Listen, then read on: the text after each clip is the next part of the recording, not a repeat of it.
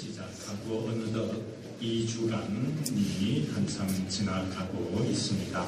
오늘 이 사순절의 특별 강의는 제목을 회개, 새로운 시작이라는 제목으로 강의를 해볼까 합니다. 우리 교회의 역사 안에 보면 성인, 성녀들의 많은 회개의 예를 성인, 성녀들의 삶 안에서도 볼 수 있습니다.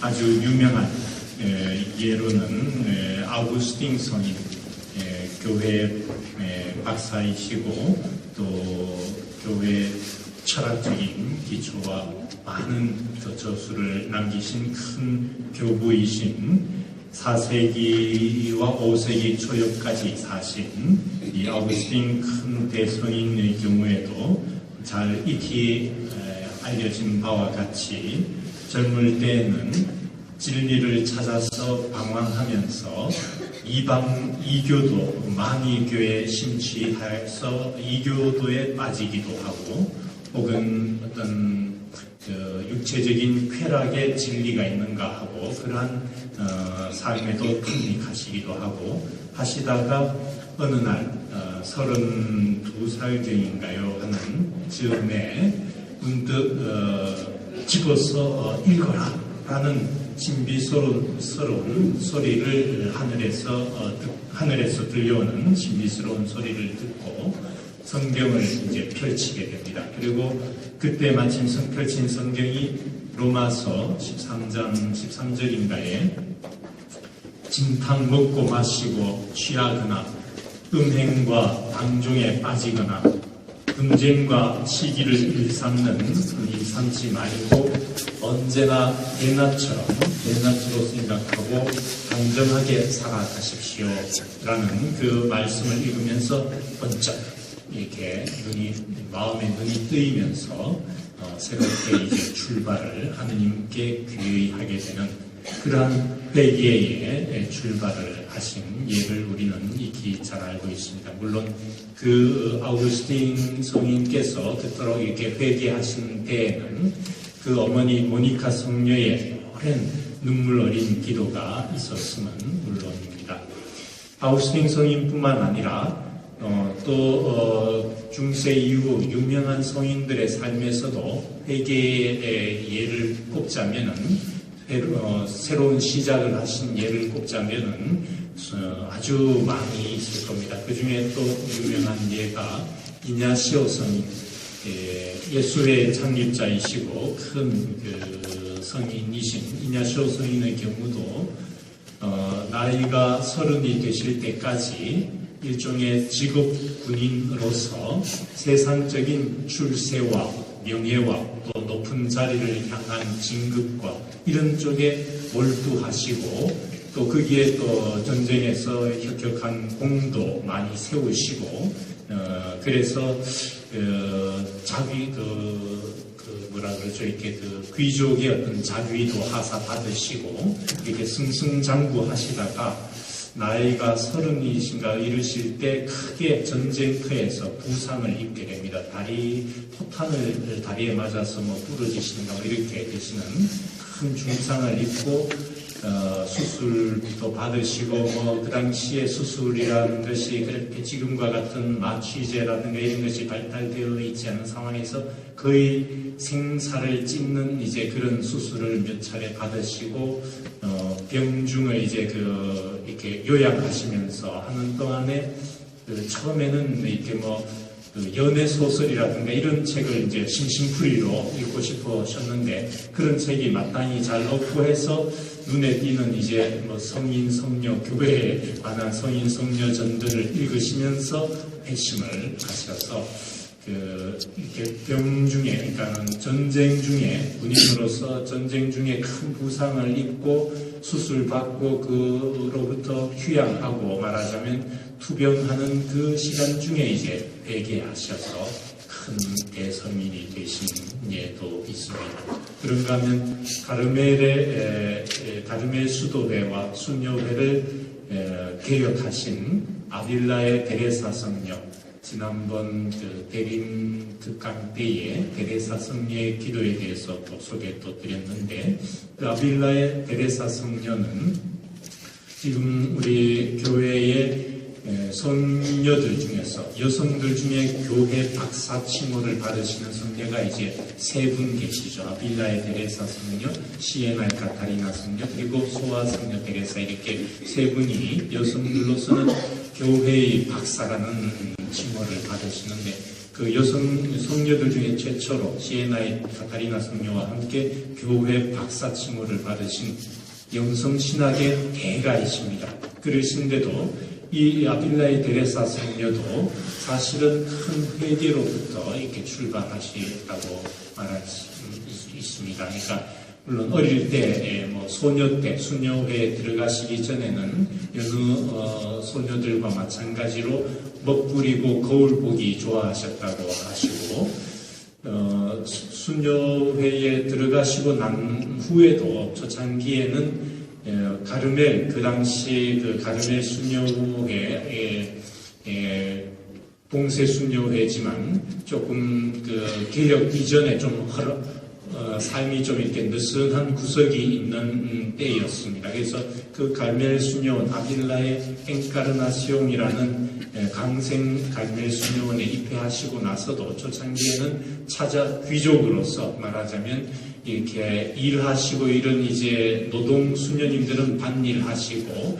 귀족 출신의 수녀님들은 좀 이렇게 응접실에서 찾아오시는 손님과 이렇게 노닥노닥 대화도 나누시고 이제 이런 일에 많이 이렇게 시간을 보내시고 이러시다가 몇 차례 이제 회개를 수녀원 안에서도 하시고 또 병도 앓으시고 또 중간에 이제 친척 집으로 수녀원에 계시다가도 몸이 편찮으셔서 친척, 그러니까 큰아버님 댁에 아주 신심 깊으신 큰아버님 댁에 가서 한동안 이렇게 휴양도 하시기도 하고 이렇게 몇 차례 들락날락은 아니지만 그렇게 병 고생도 하시고 또 회심도 있으시고 했지만 결정적인 회심은 39 되시던 우리 나이로 40 되시던 때에 수녀원 안에서 어느 날 그 자그마한 동고상, 예수님께서 편태 받으시는 그 모습을 묘사한 조그만 동고상이 있는데 피땀 흘리시고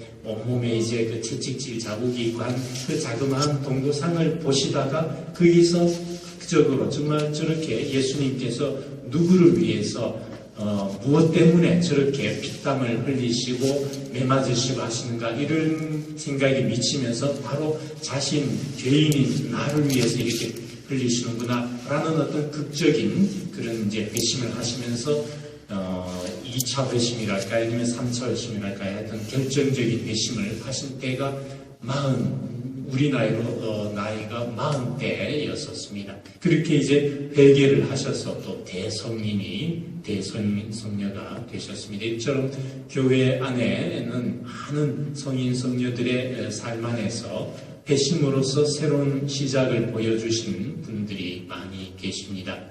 그 회개하는 계기들은 어떤 분은 정말 책이나 혹은 성경 말씀이나 혹은 어떤 기도의 순간을 통해서나 산본이나 혹은 어떤 동고상을 보는 순간이라든가 혹은 어떤 병고를 앓는다든가 이런 극적인 큰 시련을 통해서도 그렇고 여러 어떤 계기를 통해서 회개의 순간을 맞이한 분들이 여러 계시는데 그 계기는 여러 모습이지만 회개라는 하느님의 은총을 통해서 새로운 사람으로 출발을 하게 됩니다. 이 하느님의 은총, 새롭게 출발할 수 있는 하느님의 은총은 사실 몇몇 그 대성인들에게만 주어지는 어떤 특별한 어떤 선물이라기보다는 우리 모두에게 내려오는 선물이다라고 이렇게 표현할 수 있을 것 같습니다. 회개도 일종의 하느님의 은총의 선물인데 그 하느님 은총은 하늘에서 내려오는 비와 같이 골고루 또 햇살과 같이 골고루 이렇게 모두에게 내린다 이렇게 표현할 수 있을 것 같습니다. 근데 다만 그 하늘에서 비가 오더라도 그 빗물을 내가 이렇게 가지고 유용하게 쓸 수 있느냐, 빗물을 담아낼 수 있느냐, 그걸 담아내지 못하느냐는 말하자면 우리 각자가 그 장독의 뚜껑을 열어놓느냐 아니면 그냥 닫아둔 채로 두느냐 이런 차이가 아닐까 싶습니다. 하늘에서 은총의 비는 모두에게 똑같이 내리는데 그 우리의 그 장독을 뚜껑을 열어놓는 우리 편에서의 준비는 필요하다는 것입니다. 그래서 오늘은 이러한 우리 편의 준비는 어떤 것이 있을까라는 점, 새로운 출발을 위해서는 어떤 우리 편에서의 자세와 준비가 필요할까라는 점을 성서의 인물들의 예를 통해서 한번 짚어볼까 합니다. 먼저 처음으로 한번 살펴볼 인물은 엘리야 예언자입니다. 엘리야 예언자의 이야기는 열왕기 상권 17장, 18장, 19장, 21장 이렇게 에피소드들이 한 5, 6개 정도가 나오는데 여기에서 보면은 우리가 이 엘리야 성인은 특히 잘 알려진 에피소드가 가르멜산에서 바알 예언자들과의 대결 이야기를 모두 기억하실 겁니다.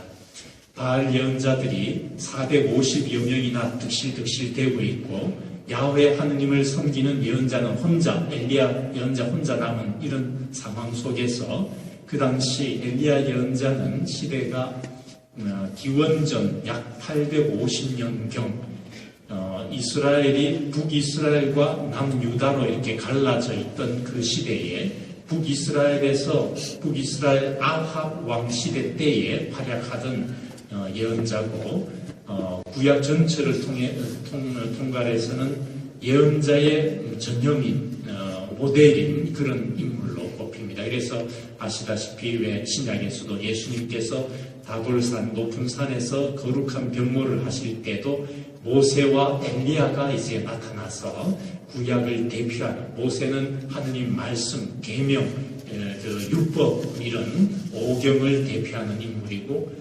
엘리야는 예언자들을 대표하는 인물로 등장하는 그런 구약의 중요한 인물인데 이 엘리야 예언자가 혼자 야훼를 섬기게 기원전 850년경의 북이스라엘은 아합 왕 시대 때에 말하자면 세상적인 부국 강병책을 쓰면서 종교적으로는 혼합주의, 그러니까 야훼 신앙만이 아니라 세속적으로 잘 살기 위해서라면은 아세라 목상 또 이세벨 여왕과 이쪽에 사는 바알 신앙 이것도 좋고 저것도 좋고 모든 종교적인 혼합 정책을 취합니다. 그러면서 결혼도 정략적으로 이토 바알이라는 이방 신을 섬기는 제사장이자 시돈 1호 이쪽 지방의 이렇게 작은 임금이기도 한 이토 바알의 딸 이세벨과 정략적으로 이제 결혼하고 그리고 이제 부국 강병책을 펴면서 종교 혼합 정책으로 나라를 부강하게만 할 수 있다면 야훼 신앙도 좋다 해서 자기 아들들 이름에는 전부 다 무슨 지금 아들 이름을 제가 기억은 못합니다만 성경에 무슨 야자가 들어가게 해서 야훼 이름의 준말의 이름을 자기 아들들에게는 야훼 이름을 붙여줍니다. 그러면서 자기 아내 이세벨의 바알 예언자들 따르는 모습이라든가 아세라 목상의 신전을 세운다든가 이렇게 이교 신도 다 이렇게 좋다 하고 막 이렇게 종교 혼합 정책을 취하면서 이스라엘의 전통적인 하느님, 야훼 하느님 신앙이 흐려지면서 종교적인 이러한 오롯함이 이제 흐트러지는 그런 시대였습니다. 그때 이제 엘리야 예언자가 나타나서 이제 모든 이스라엘 국민 백성들에게 바알이 하느님이면 바알을 따르고 야훼가 하느님이면 야훼를 따르지 여러분들 언제까지나 바알과 야훼 하느님 사이에 두 다리를 거치고 양다리를 거치고 뒤뚱뒤뚱 될 거냐. 야훼 하느님의 하느님이면 따르고 바알이 하느님이라고 생각하면 바알을 따라 하면서 이제 일가를 하면서 갈멜산의 모든 바알 예언자들을 오라고 해서 대결을 하는 거죠. 그러면서 황소 2마리를 잡아놓고 여기에 하늘에서 불이 내려와서 불사르는 각자 바알 예언자들은 너희 하느님 바알에게 빌고 나는 야훼 하느님께 빌 테니까 이 하늘에서 불이 내려와서 불살라주는 그 신이 정말 참신이다. 이렇게 이제 대결을 하죠. 그러면서 너희들이 숫자가 많이 먼저 기도해라 하고 이제 바알 예언자들이 450여 명이나 되는 바알 예언자들이 하루 온종일 뭐 춤도 추고 기도하고 뭐 그 이방의 신들의 이방의 그 종교의 그 관습대로 기도하면서 온몸에 뭐 칼로 난자도 하고 막 피를 흘리면서까지 춤추고 뭐 기괴하게 하루 온종일을 아침 온 반나절을 그렇게 기도를 해도 뭐 꿈쩍도 안 하니까 말이죠. 그러니까 이제 이 엘리야 예언자가 바알 예언자들을 놀리면서 너네 하느님 바알 하느님 뭐 지금 화장실에 볼일 보러 화장실 갔느냐 낮잠 자고 있느냐 놀리면서 이제 자 그러면 이제 너희들 신 안 듣는 거 봤지? 그러면 내 하느님 야훼 하느님이 참 하느님을 보여주겠다 하면서 자신의 그 황소에는 물을 4동이나 들이붓게 하죠. 그걸 3번씩이나 반복해서 12동이의 물을 이제 그 제물 황소 위에 붓게 함으로써 주변에 물이 철철철철 넘쳐나도록 말이죠. 하고서는 기도를 하니까 바로 그냥 하늘에서 불이 떨어져서 그 엘리야의 제물을 황소를 불태우는 거죠. 그러면서 자 봐라 바로 야훼 하느님이 참 하느님이다 하면서 백성들에게 저 거짓 예언자들을 모두 죽이자 하면서 450명이나 되는 바알 거짓 예언자들을 일거에 쳐 죽이는 그러한 의기양양한 갈멜산에서의 대결에서 승리한 그러한 예언자입니다. 야훼 하느님 사랑에 불타올라 가지고요. 근데 그 엘리야 예언자가 그 이튿날부터는 이세벨 여왕에게 이제 쫓깁니다. 이세벨 여왕이 나의 바알 예언자들을 다 쳐 죽였으니까 나도 너를 당장 잡아 죽이겠다 하면서 이제 쫓아오기 시작하니까 이 엘리야 예언자가 그 여왕을 피해가지고 막 달아나기 시작하는 겁니다. 그러면서 광야로 이제 달아나서 막 한참 도망가다가 지쳐 쓰러져가지고 이제 넋두리를 이제 하느님 앞에 막 합니다. 하느님, 선조들보다 나을 것 없는 못난 놈입니다. 이게 아마 얘기가 열왕기 상권 19장 14절 이 무렵에 나옵니다. 선조들보다 나을 것 없는 못난 놈입니다. 다 이제 끝났습니다. 차라리 저를 죽여주십시오. 하고 이렇게 하소연하면서 완전히 이제 무너집니다.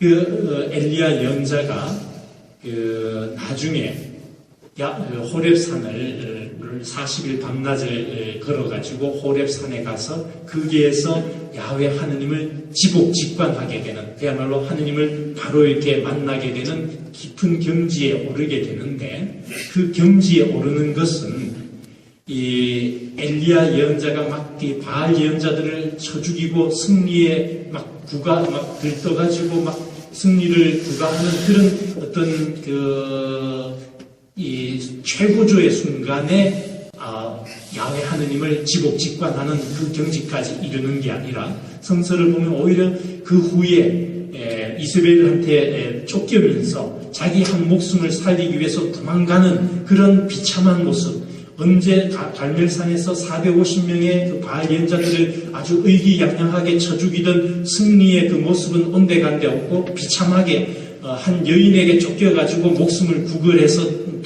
달아나는 도망가고 있는 그런 비참한 자신의 모습에 좌절해가지고 하느님 앞에 쓰러지면서 차라리 저를 죽여주십시오. 못난 놈입니다. 정말 선조들보다도 나을 것 없는 못난 놈입니다. 이제 다 끝났습니다. 차라리 저를 죽여주십시오. 하고 이렇게 넋두리를 하면서 비참하게 무너지는 그러한 어떤 체험까지를 밑바닥의 체험까지도 이렇게 하는 그 후에 오히려 그렇게 쓰러져서 이제 잠든 그 엘리야에게 야훼의 천사가 나타나서 흔들어 깨우면서 갈 길이 고될 터이니 일어나 먹어라 하면서 돌에 구운 떡을 먹입니다. 그리고 먹이고 또 다 자고 또다시 깨워서 돌에 구운 떡을 더 먹이면서 그래서 그로부터 이제 밤낮으로 40일 밤낮을 걸어서 호렙산에 가서 야훼 하나님을 지목직관하게 되는 거죠. 그때 이제 뭐 큰 바람 속에도 계시지 않고 지진 속에도 계시지 않고 불 속에도 계시지 않고 조용하고 여린 소리 속에 야훼 하나님을 만나게 됩니다. 이 에피소드를 이 엘리야 예언자의 일화를 이렇게 음미를 해보면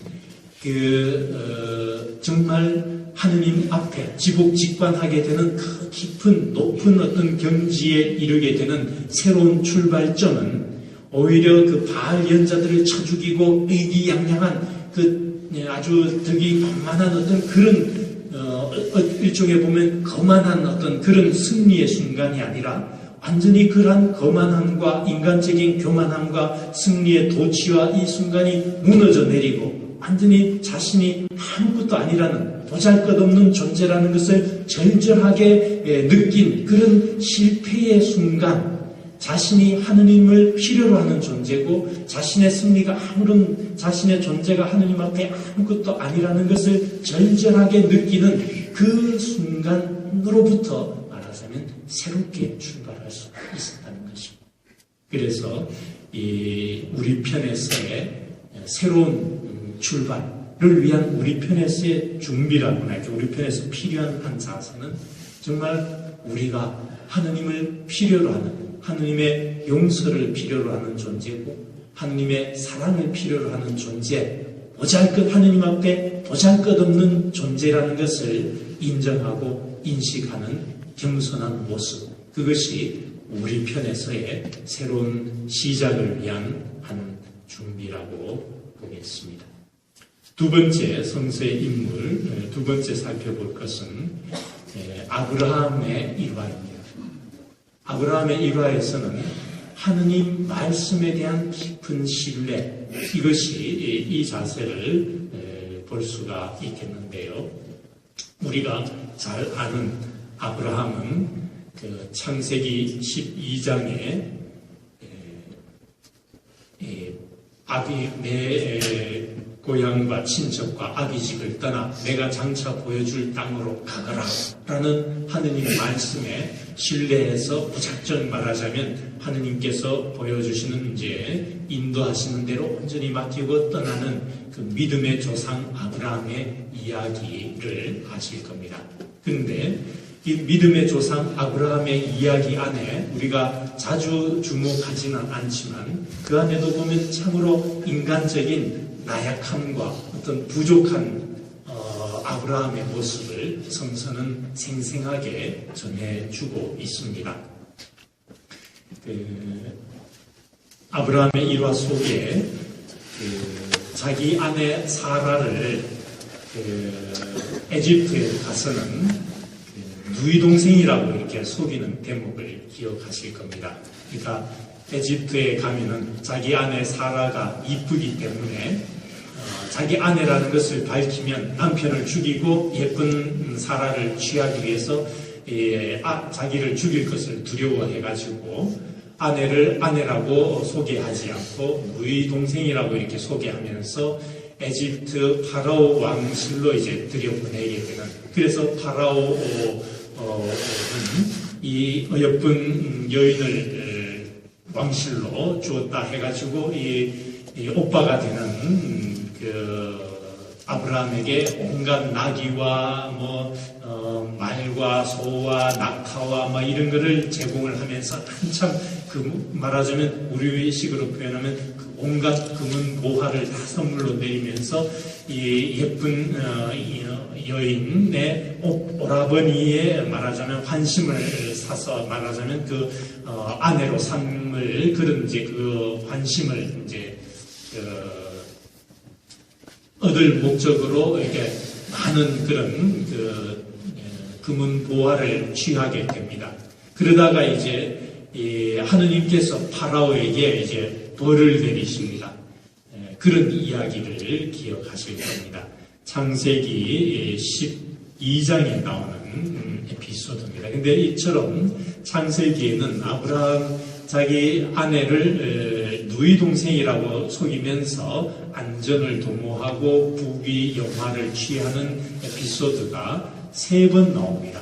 하나는 좀 전에 말씀드린 그 창세기 12장에 아브라함이 에집트에 들어가서 파라오 앞에서 그러한 일을 한번 했고, 또 하나는 창세기 20장에 보면은 아브라함이 그랄이라는, 이쪽이 아마 그랄 지방이 필리스틴 지방 뭐 이런 쪽인 것 같습니다. 거기에 아비멜렉이라는 임금에게 가서도 똑같은 행동을 취합니다. 자기 아내 사라를 누이 동생이라고 속이고, 그리고서는 이제 또 아비멜렉으로부터 금은 보화와 나귀와 이제 이런 것을 이제 얻게 됩니다. 그러다가 역시 이제 꿈에 하느님께서 아비멜렉 꿈에 나타나서 이제 너가 어떻게 하느님의 그 사람의 아내를 취할 수 있느냐 하면서 이제 벌을 잔뜩 막 내리게 되자 아비멜렉 임금이 깜짝 놀라가지고 왜 나를 속였느냐, 내가 너한테 뭘 잘못했다고 하면서 이제 호통을 치면서 사라를 다시 베어주는 그런 에피소드가 또 나오고, 창세기 26장에 보면은 아브라함의 아들 이삭이 똑같이 아버지와 똑같은 그런 이야기를 또 하는 거로 나옵니다. 이삭이 같은 그랄 지방에서 아비멜렉 왕에게 자기 아내 레베카를 누이 동생이라고 속이고 또 이렇게 부귀영화를 취하는 어떤 이런 이야기가 나오는데, 이 성서의 같은 모티브의 이야기가 3번씩이나 나온다는 것은 단순하게 볼 일이 아닌 거지요. 그러니까는 물론 이제 성서학자들은 이 3번째 이야기, 이삭이 아내 레베카를 이제 누이 동생이라고 소개하고 나귀와 부귀영화를 누리는 이 부분은 그 앞에 나온 아브라함의 이야기의 어떤 자기 복제된 이야기로 이렇게 보기 때문에 하긴 하지만, 어쨌든 아브라함의 에피소드 안에 자기 아내를 자기 목숨을 살리고자, 에집트라든가 이런데 자칫 예쁜 아내를 둔 남편이다 하면 저 남편 죽이고 예쁜 아내 취하자 뭐 이렇게 될까봐 자기 한 목숨 살기 위해서 비열하게 아내를 누이 동생이라고 속이고 오히려 왕에게 헌납하려고 하는 이런 인간적으로 비열한 모습을 통해서 자신 목숨을 구하고 그 왕으로부터는 대가로 나귀니 금은 보화니 이렇게 받는 이런 인간적인 우리 오늘날의 그 모습으로서는 용납하기 어려운 그런 비열한 모습을 보이는 에피소드가 있습니다. 그러한 그 성경의 에피소드를 통해서 볼 때 이 아브라함이 역시 처음에 이렇게 내 고향과 친척과 아비 집을 떠나 내가 장차 보여줄 땅으로 가거라 해서 그 한마디 하나님 말씀에 온전히 신뢰하고 그 초심은 참 좋았고 장대하고 순수했지만 한 인간으로서 보이는 여러 어떤 나약한 모습이 성서는 가감없이 전해주고 있습니다. 그래서 믿음의 조상 아브라함에게서도 말하자면 처음부터 완성된 어떤 모습이 아니라 방황하는 모습, 또 인간적인 모습, 한계의 모습, 비열한 모습 이런 것을 볼 수 있습니다. 이러한 그 부족한 인간적인 한계와 나약함의 모습은 그 나중에 이제 그 아내 사라가 하느님께서 약속한 아들을 약속하셨는데 아들을 아이를 갖지 못하고 하자 이제 사라도 은근히 나이가 들면서는 이제 그 자기 몸종 하갈을 통해서도 아들을 이어보려고 이제 하죠. 그래서 하갈 몸종을 아브라함에게 이제 소실로 들여보내고 그 하갈이 이제 아이를 이제 되자 이제 그들은 피면서 그 주인인 사라를 오히려 무시하게 되자 사라가 이제 그 아이를 가졌다고 나를 무시합니다. 내가 좀 어떻게 좀 하느님 사이에 시시비비를 좀 가리게 해주십시오 하고 이렇게 막 분노에 차서 사라가 남편 아브라함에게 이제 막 하소연을 하자 이 말하자면 이 판단력이 흐려졌다고나 할까요? 좀 두리뭉실한 인간적인 아브라함은 당신의 몸종이니 당신이 알아서 하구려 하면서 이게 아주 비겁하게 한 발 빼면서 이렇게 그래서 이 사라는 당장 하가를 쫓아내는 어떤 모습도 보이는 그런 기세등등한 아내의 질투 앞에서 한 발짝 이렇게 아이를 뺀 몸종을 이렇게 내치는 것을 이렇게 방관하면서 뒤로 빼는 그런 비겁한 또 아브라함의 모습까지도 볼 수 있습니다.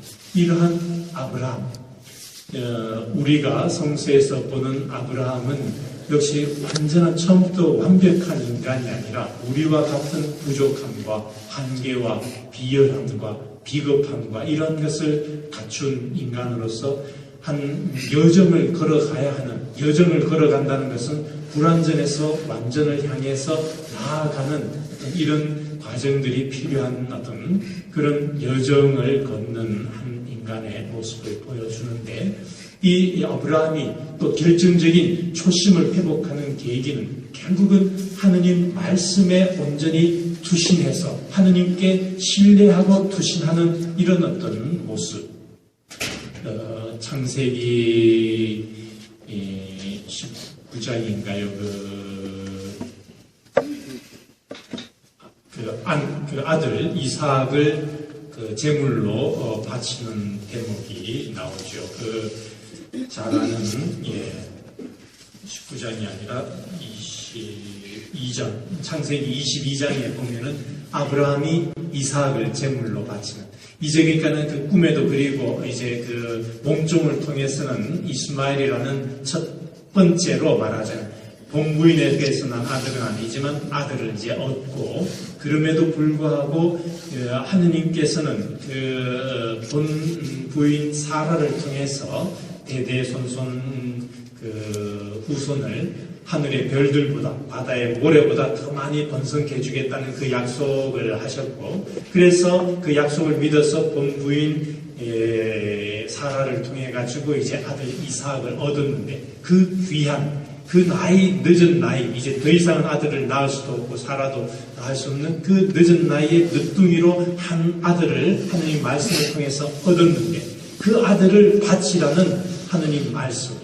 청천벽력과도 같은 거기에서 결정적으로 하느님 말씀을 따르는 신뢰와 이 숙명의 자세를 볼 수 있습니다. 그래서 그 하나밖에 없는 이삭을 제물로 바치려고 하는 바치기까지 그래서 그 절체절명의 순간에 이제 하나님께서 아브라함아 너가 이제 단 하나뿐인 이삭까지도 나에게 바치려고 하는 거니까 정말로 너가 나를 따르는구나 하는 것에서 이제 하나님으로부터 이제 축복을 받는 그런 이야기를 아실 겁니다. 그래서 아브라함이 이처럼 많은 인간적인 부족함과 불완전함과 또 비겁함과 비열함 이런 것을 거쳐가면서도 결국 최종적으로 하느님 말씀에 온전히 신뢰하는 하느님께 신뢰와 숙명이라는 이런 모습을 통해 가지고 온전한 초심을 회복하고 믿음의 조상으로서 거듭 태어나는 결정적인 그런 모습을 볼 수 있습니다. 그래서 우리 편에서 새로운 출발에 또 하는 그것은 하느님 말씀의 신뢰, 하느님께 의탁, 숙명이라는 자세로 짚어볼 수가 있겠습니다. 마지막으로 우리 새로운 출발을 위한 자세로는 비움이라는 점을 버림과 비움이라는 점을 말씀드리고 싶습니다. 이제 신약 성서에서의 에피소드를 한번 살펴봅시다. 신약 성서에 보면은 마르코복음 10장에 예수님께서 예루살렘을 갈릴레아에서 출발해서 복음 전파를 이제 시작하셔가지고 예루살렘을 향한 여정으로서 이제 마르코복음 전체가 구성되어 있다고나 할까 이렇게 표현을 해본다면 예루살렘에서 붙잡히시고 거기에서 십자가 언도를 받으시고 이제 죽으시고 이제 묻히시고 부활하시게 될 그 예루살렘을 향한 여정의 마지막 예루살렘 입성을 얼마 남겨두지 않은 시점에 두 중요한 만남을 성서는 마르코 복음사가는 그려주고 있습니다. 그것이 이제 마르코 복음 10장에 하나는 부자 청년과의 만남, 그리고 또 하나는 예리고의 눈먼 소경과의 만남입니다. 마르코 복음 11장이 예루살렘에 이제 입성하는 데죠. 그리고 호산나하고 이제 온 그 예루살렘 주민들이 발에다가는 그 옷을 벗어 걸기도 하고 나뭇가지 그 올리브 나뭇가지인가 이렇게 막 이렇게 흔들면서 환영하는 예루살렘에 말하자면 멋지게 입성하는 게 마르코 복음 11장인데 그 입성의 직전 즈음에 중요한 두 만남이 묘사되는데 그 하나가 부자 청년과의 만남이고 또 하나가 여리고의 소경 만남입니다. 우선 그 부자 청년과의 만남 상황을 이렇게 보면요. 길을 나서려고 하는데 그 젊은이가 느닷없이 이렇게 뛰어와서 예수님 발 앞에 넙죽 엎드리면서 무릎을 꿇으면서 선하신 스승님, 제가 무엇을 해야 영원한 생명을 얻겠습니까? 이렇게 이제 질문을 던집니다. 그러자 예수님께서는 왜 나를 보고 선하다고 하느냐 하면서 갑자기 느닷없이 젊은이가 와서 막 열정에 차가지고 막 무릎을 꿇으면서 선하신 스승님, 제가 무엇을 해야 영원한 생명을 받겠습니까? 막 이렇게 하니까 짐짓, 왜 선하다고 하면 선하신 분은 아버지, 하느님 아버지 한 분뿐이시다. 이제 이렇게 이제 짐짓 한 발 빼시면서 그러시면서 너는 계명을 알고 있지 않느냐? 살인하지 마라, 간음하지 마라, 도둑질하지 마라 하면서 이제 계명들을 쭉 나열하지요. 그러자 그 젊은이가 저는 그 계명들을 어릴 적부터 잘 지켜왔습니다. 이렇게 이제 대답을 하지요. 그러자 성경에 보면은 예수님께서 그를 사랑스럽게 바라보시면서 이제 말씀을 하시는데 너에게 부족한 것이 하나 있다. 가서 가진 바를 다 팔고 가난한 사람들에게 나누어 주고 나를 따라라. 이렇게 이제 말씀을 하시죠. 그러자 그 젊은이는 슬퍼하며 떠나갔다. 이렇게 나옵니다. 왜냐하면 그 젊은이는 많은 것을 가진 부자였기 때문이다. 이제 이 얘기가 이제 나오는데 여기에서 보면은 그 젊은이의 열정적인 그 자세를 볼 수 있죠. 뭔가 정말 영원한 생명을 찾는 그 어떤 열정을 볼 수 있는데 뭔가 좀 성급하고 열정에는 차 있지만은 아직 막 예수님께 어떤 자초지종이나 뭐 인사도 없이 그냥 무조건 하고 달려와가지고 붙들고 그냥 늘어지면서 무릎 꿇으면서 그냥 느닷없이 근데 그 젊은이의 열정에 찬 어떤 모습은 한편 좋기 때문에 예수님께서 그를 바라보실 때 어릴 때부터 이 모든 계명들을 잘 지켜왔습니다 할 때 그 성경에 보면 그를 사랑스럽게 바라보시며 말씀하셨다 이렇게 나오는데 그 부분을 직역을 해보면 어떤 표현이시냐면 예수님께서는 그를 사랑하셨다 그리고 말씀하셨다 뭐 이렇게 됩니다. 그러니까 그를 지그시 바라보면서 그를 사랑하셨다 이렇게 우리가 왜 사랑이라는 말에 아가페라는 말이 있지 않습니까? 아낌없이 완전히 이해타산을 따지지 않고 주는 그런 숭고한 사랑을 아가페라고 이렇게 하는데 그 아가페라는 단어에서 파생된 아가파오라는 동사가 있습니다. 그게 사랑하다라는 동사인데 이 신약 성경 전체를 통틀어 가지고 아가파오 이 사랑하다라는 동사가 주어가 돼가 예수님께서 그 아가파오 동사 사랑하다의 주어가 되셔가 누군가를 사랑하셨다라는 표현은 이 대목에 유일하게 나옵니다. 그 젊은이를 그러니까 기특하게 보시면서 어릴 때부터 이 계명들을 열심히 지켜온 열정에 찬 뭔가 성급하긴 하지만 열정에 찬 그 젊은이를 참 기특하게 보시고 사랑하셨다. 그를 지그시 바라보시면서 사랑하셨다. 그가 아가파오로 동사를 써서 말이죠. 나오는 이 대목이 유일합니다. 그러니까 예수님께서 그를 아주 사랑하셨다. 이렇게 지그시 바라보시면서 사랑하셨다.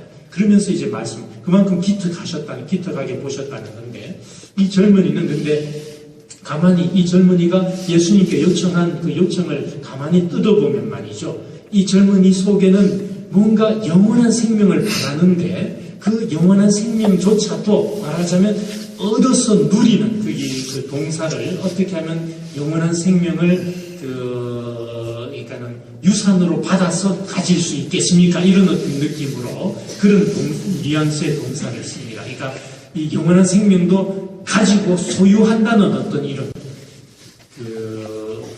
20-30년 전인가요? 한참 유명했던 에리 프롬이라는 사람이 쓴 존재냐 소유냐 존재냐라는 책을 기억하시는지 모르겠는데, 거기 보면 어떤 사고방식은 너무나 이렇게 소유하는 언어의 어떤 표현 방식이나 여기에도 보이지 않게 모든 것을 소유 관점에서 이렇게 많이 이렇게 특히 서양 언어에 보면은 소유 관점으로 표현한다. 그래서 우리는 이제 배고프다 하면 그냥 배고프다 이렇게 형용사라고나 할까 이렇게 표현하는 그런 표현이지만, 서양 언어에 보면 저팽 그러니까는 뭐 이렇게 불어식으로는 왜 나는 직역을 하면은 나는 배고픔을 가지고 있다 이런 표현을 쓰고, 그죠?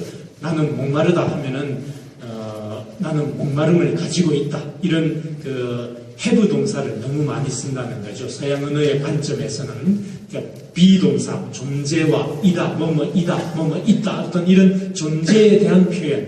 그러니까 물론 영어에는 뭐 I am hungry 뭐 배고프다, I am thirsty 뭐랄까요 목마르다 이런 비동사를 쓰는 것도 있겠습니다만은 또 다른 뭐 불어권이라든가 이태리말이라든가 보면은 나는 목마름을 가지고 있다 이런 have 동사를 쓰고, 나는 배고픔을 가지고 있다라든가 이런 have 동사를 많이 쓰고 이런 식의 분석을 하면서 소유냐 존재냐라는 책에서 오늘날 서구 문명 중심의 그 어떤 너무나 소유 중심의 우리 사고, 이제는 그 소유 중심의 어떤 사고와 생활과 가치관이 서구의 문명에만이 아니라 이미 우리 사회 안에도 이 소유식의 소유지향적인 삶의 모습이 너무나 이렇게 숭배하고 있지요. 근데 이 성서에서 이 부자 청년 젊은이가 영원한 생명을 찾는 데는 그 표현이 어떻게 하면 영원한 생명을 내가 유산으로 받아서 가질 수 있겠느냐 어떤 이런 표현을 쓰는 속에서 이 젊은이의 어떤 소유 중심의 가치관을 볼 수가 있는 표현입니다.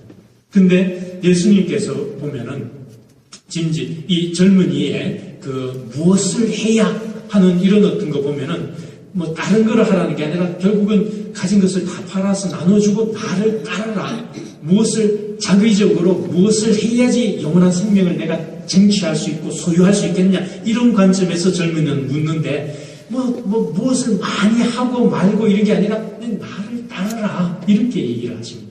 그리고 이 젊은이의 사고방식은 영원한 생명까지도 have 동사 어떻게 해서 가질 수 있고 누릴 수 있겠느냐라는 관점에서 묻는데 예수님의 답변은 가진 바를 다 나누어 주라 이렇게 비우라고 이렇게 답변하셨습니다. 그래서 여기에 보면은 예수님께서 어릴 때부터 이 계명을 열심히 지켜온 젊은이를 참 기특하고 가상하게 여겨서 참 사랑하시지만 그렇지만 그 계명 지키는 차원으로는 충분치가 않은 거죠. 그리고 이 젊은이가 가지고 있는 너무나 이 소유지향적인 가치관 그거를 비우지 않고는 참된 제자가 될 수 없다. 그래서 그 젊은이는 영원한 생명까지도 어떻게 하면 내가 그걸 가지고 누릴 수 있겠느냐는 관점에서 묻지만 오히려 비워라. 그리고 무엇을 많이 어떤 공을 세우고 무엇을 자기적으로 하고가 아니라 그냥 따라라 이렇게 얘기를 하십니다. 그래서 이 중요한 것은 이러한 정말 많은 것을 소유함으로써 어떤 이룰 수 있고 행복이라든가 뭐 이런 것을 이룰 수 있는 것이 아니라 비우고 예수님을 따르는 어떤 여기에 따르기 위해서는 먼저 비워야 따를 수 있다. 이 젊은이는 결국은 자신이 이 모든 가치관이 더 많이 가지는 영원한 생명까지도 더 가지는 것으로만 생각을 했기 때문에 결국은 버리지를 못하고 예수님을 버리고 말하는 떠나가고 말지. 반면에 그 이후에 바로 그 같은 10장, 바로 직후는 아니지만 그 다음 에피소드에 보면은 예수님께서 예리고를 이제 떠나실 때 또 왁자지껄하게 이제 예수님께서 예수님이 왁자지껄한 건 아니라 동네 사람들이 이제 그렇게 막 기적도 하시고 막 가르침을 주신 예수님이 이제 동네를 이제 떠나시니까 왁자지껄하게 이제 배웅도 하고 뭐 그랬겠죠. 그러자 그 예리고 길목에서 말하자면 앉아서 구걸하던 눈먼 소경 이 바르티메오는 지나가는 소리가 누구냐? 그래서 나자렛 예수다. 그러니까 다윗의 자손 다윗의 자손이어서 저에게 자비를 베푸소서 하면서 막 고래고래 막 소리를 막 지르면서 예수님을 찾죠. 그러자 사람들이 막 조용하라고 지금 저 스승님이 지금 떠나가시는 이거 막 나서냐하고 막 주저앉히려고 하는데 더 큰 목소리로 다윗의 자손이시여 저에게 자비를 베푸소서 하면서 더 큰 소리를 이제 막 부르시죠. 그래서 예수님께서 그를 오라라 이렇게 부르시자 겉옷을 벗어 던지고 예수님께로 한 걸음에 달려갑니다. 이 거린에게 있어서 겉옷이라는 것은 아무 집도 절도 없고 아무 가진 것 없는 사람에게 있어서 겉옷은 집 한 채와 같은 의미를 밤을 겉옷에 말하자면 의지해서 밤을 세워야 하고요. 가진 게 아무것도 없는 사람에게는 겉옷은 일종의 그가 가진 모든 것입니다. 그 겉옷을 벗어 던지고 예수님께서 부르신다 오라 하는 소리에 듣자마자 그냥 보이지도 않지만 한 걸음에 달려나가는 있는 것을 모두 버리고 예수님을 향해서 달려가는 그 예리고의 소경의 모습을 볼 수 있습니다. 이 예리고의 소경. 그래서 예수님 앞에서 바라는 것이 뭐냐니까 다시 보게 해주십시오. 그래서 치유를 받게 됩니다. 치유를 해주시고 예수님께서는 이제 떠나가라 하고 이제 집으로 돌려보내는데 이 예리고의 소경은 이제 눈이 치유된 이제 보게 된 예리고의 소경 바르티메오는 떠나가지 않고 예수님을 따라 나섰다 이렇게 됩니다. 그 말을 보고 그러니까 이 바르티메오 눈이 이제 치유된 거린 바르티메오의 이야기를 보면은 이 자기가 가진 바를 벗어던지고 자기가 갖고 있는 인간적인 어떤 소유물에 의지하지 않고 예수님께로 달려나가는 그 모습을 볼 수가 있죠. 그러면서 예수님을 취하고 예수님께서 이제 납수어 준 다음에 됐다. 이제 네 갈 길을 가라. 네 집으로 돌아가라 하는데도 불구하고 집으로 돌아가지 않고 예수님을 따라 나서 참된 어떤 제자됨의 어떤 모습을 이렇게 보여주는데요. 이 예리고의 소경과 앞서 그 부자 청년과는 굉장히 대조적입니다. 이 부자 청년은 결국은 예수님을 버리고 자기 이 재산을 자기가 의지하고 있는 인간적인 수단에 말하자면 그거를 버리지 못해가지고 예수님을 버리고 슬피 예수님을 떠나가는 거죠. 자기가 소유한 것을 누리기 위해서요. 결국 그 젊은이는 누군지 이름도 역사에 남지도 않습니다. 그러니까 원문에 보면 에이스라고 영어로 치면 someone, 그야말로 어떤 이입니다. 이름도 없는 그 흔적도 남기지 못하고 쓸쓸히 그냥 그렇게 구원도 얻지 못하고 소유를 버리지 못해서 떠나간 반면에 이 자신이 가진 유일한 재산인 그 겉옷까지 벗어던지면서 예수님께로 달려간 이 눈먼 소경은 자신의 이름을 2000년 넘도록 이 성경에 이름을 남기죠. 바르티메오. 자기 이름뿐만 아니라 아버지 이름까지 남기는 영광을 누리게 됩니다. 티메오의 아들 바르티메오라고요. 그러니까는 이처럼 그 성경 안에서 이 두 예루살렘 입성의 직전이라는 마지막 시점, 아주 중요한 시점에 보여주고 있는 예수님의 두 만남이 굉장히 대조적으로 되면서 한 젊은이 부자는 정말 나름대로 열심히 어릴 때부터 계명을 충실히 지켜왔지만 그 소유하고 있는 것을 버리지 못해가지고 결국은 예수님을 버리고 예수님을 따르지 못합니다. 반면에 이 소경은 자기가 가진 유일한 것까지도 버리면서 예수님께로 다가가는 이 비움과 버림이라는 거죠. 어떤 집착, 우리가 갖고 있는 물론 이 에피소드가 우리에게 얘기하는 것은 그야말로 가진 모든 것을 다 버리라는 얘기는 아니겠지요. 오히려 우리가 가지고 있는 그 집착을 버려야 되고, 우리에게 주어진 모든 어떤 재물과 선물과 재능과 이 모든 것은 하느님께서 우리가 살아가도록 우리의 생명이 주어진 시간 동안 맡겨주신, 관리하도록 맡겨주신 한시적인 선물인 것이지요. 우리가 재산을 가지고 하늘나라에 갈 것도 아니고요. 그러니까 결국은 우리에게 주어진 모든 것은 세상을 위해서, 이웃을 위해서 함께 좋은 일에 쓰라고 나누어 맡겨주신 것이니까 말이죠. 우리가 갖고 있는 것에 집착할 것이 아니라 말하자면 집착을 비우고 예수님께로 다가가요. 예수님을 따르기 위해서는 이 집착을 버려야만, 비워야만 예수님을 따를 수 있겠습니다. 그래서 이 새로운 출발을 위해서는 예수님께서는 가진 바를 다 버리고 따르라 하는 이 표현 속에 철저하게 비움과 버림을 얘기를 하십니다. 그래서 우리 역시 새로운 출발을 위해서는 우리가 가진 바를 당장 모든 것을 길거리에 버릴 필요는 없겠습니다만은 거기에 대한 집착은 우리가 버려야지. 그래서 정말 예수님만이 모든 것이고 그 예수님을 따르기 위해서는, 참된 출발을 위해서는 버릴 때에만 따를 수 있다는 것을 예수님께서는 보여주시는 것 같습니다.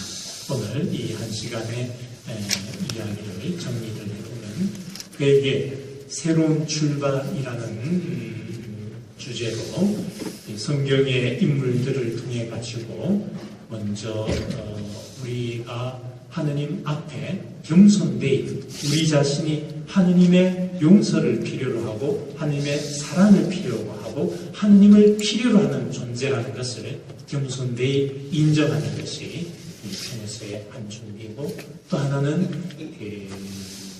하느님 말씀의 신뢰가 필요하다라는 말씀을 드렸습니다. 하느님께 온전히 의탁하는 그런 신뢰가 우리 편에서 필요합니다. 그러니까 아브라함이 보여주는 여러 여정들도 결국은 어떻게 보면은 불완전한 우리 인간의 모습이고, 또 우리 나름대로는 하느님께 맡기고 출발했다고 믿었으나 여전히 불완전함을 갖고 있는 한 인간 아브라함 모습 속에서 우리 역시 어떻게 보면은 부족한 우리가 이러한 것을 떨치고 나오는 데에는 하느님 말씀으로 이길 수 있고 하느님 말씀에 신뢰함으로써 새롭게 출발할 수 있다라는 말씀을 드리고, 마지막으로는 그 집착과 우리가 가진 인간적인 수단과 여기에 대한 애착을 버리고 비움으로써 따를 수 있다. 이러한 세 가지 점을 오늘은 그 새로운 출발을 위한 우리 편에서의 준비라고 말씀을 드렸습니다.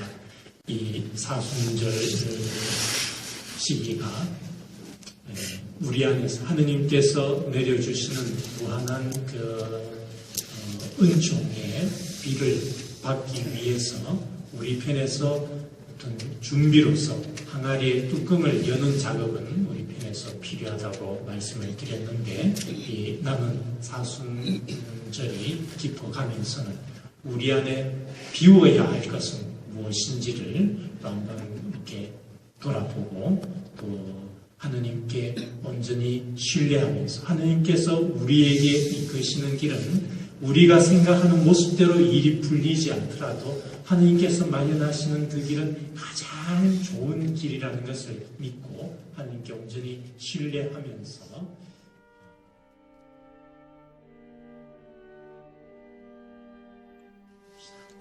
영광이 성자와 성령께 처음과 같이 이제와 항상 영원히 아멘.